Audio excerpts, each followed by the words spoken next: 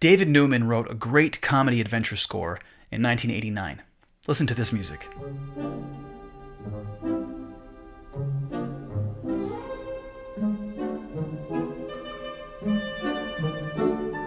This is Chord of the Week number 69, dude! I apologize in advance. I could not help myself. Keith Horn's Chord of the Week. Bill and Ted's Excellent Adventure was made for 13-year-old boys who played guitar. And when this movie came out, that is exactly who I was. I mean, look at this guy. Got the mullet. So it goes without saying that this is one of my all-time favorite movies. And why is it that when people say it goes without saying, they always say the thing that goes without saying? This is the scene where Bill and Ted are attempting to break all of the, what do they call them, personages of historical significance, like Maxine of Arc and Dave Beethoven out of jail. Let's listen again.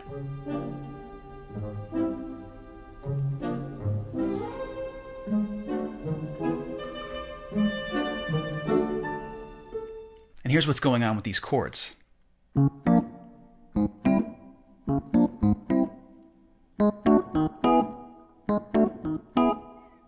So there are some pedal notes in here. We have a G up here while this is going on. Let me go. Then we have a C pedal at the top. I'm going to talk about just these pizzicato and woodwind chords that are going on. So what we have is major triads over borrowed bass notes. And I know they happen in succession. Like the first one is this. It's a B flat major over D flat.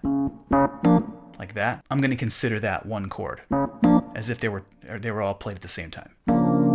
So this is a B flat major over D flat, which is the minor third of B flat major. The second one is a C major over G sharp, which is the sharp 5. The third one is a D major over G sharp, which is the tritone of D major. And finally, the fourth chord is E major over D sharp, which is the 7th, which is technically not a borrowed note from E major, but it sounds dissonant because of that minor ninth that's in there. So this idea of major triads over borrowed bass notes is worth talking about conceptually for a minute. If we take a C major triad, technically any black note, if we play that as a bass note, those are all borrowed notes outside of the key of C major, but not all of them sound intrusive. 4 of them do. These 4? But this one does not. Right? C major over B flat, even though B flat is borrowed, it's not part of C major. It just makes a C7 in third inversion. So there's really only 4 borrowed bass notes, kind of 5. I'll get to the 5th one in a second, underneath a major triad that work as what I would consider intruder bass notes, or what some people would call wrong note bass notes, or wrong note bass lines.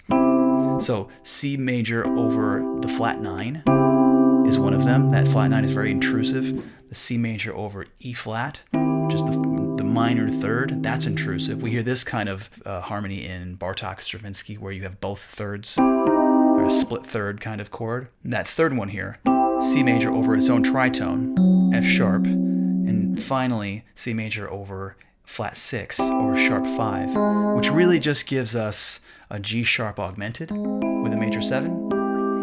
But I still consider that as kind of an intrusive sound. And then we already talked about B flat. I don't think of that as sort of it is borrowed technically, but it's not an intruder bass note.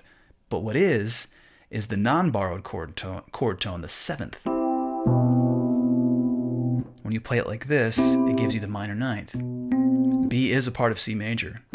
So it still gives that vibe of intruder bass notes. So let's look at these chords again from Bill and Ted. B flat major over minor third. We have C major over G sharp over flat 6, sharp 5. We have D major over tritone, G sharp, and we have E major over 7.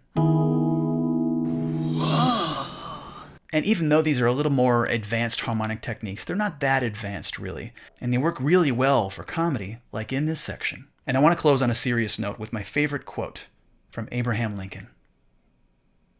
Be excellent to each other. And Party on, dudes!